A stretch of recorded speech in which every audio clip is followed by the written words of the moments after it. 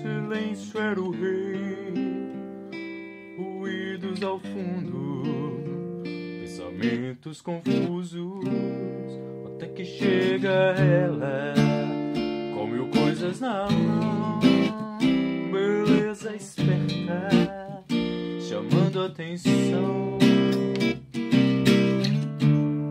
Se acomodou numa cadeira de plástico desajeitada, com meu olhar estático, com medo de incomodar, com medo de incomodar.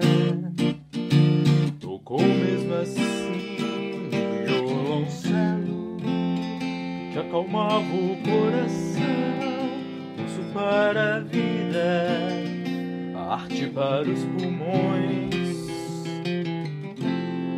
Só faltou a poesia que encaixasse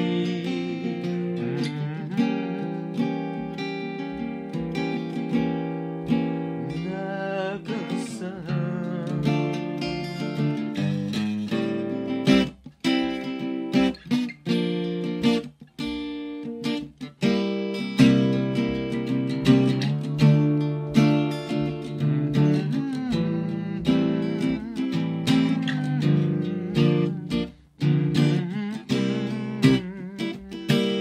Com medo de incomodar, com medo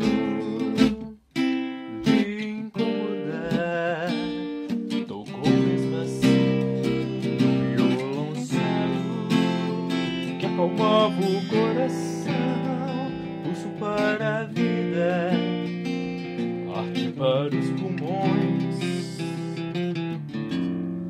Só faltou a poesia que encaixasse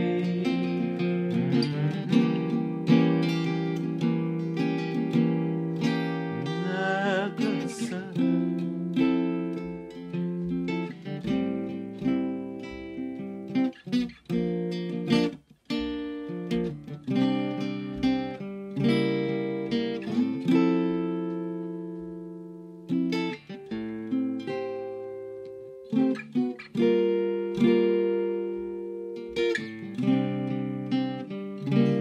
Jovem bela, será já a hora, não espere.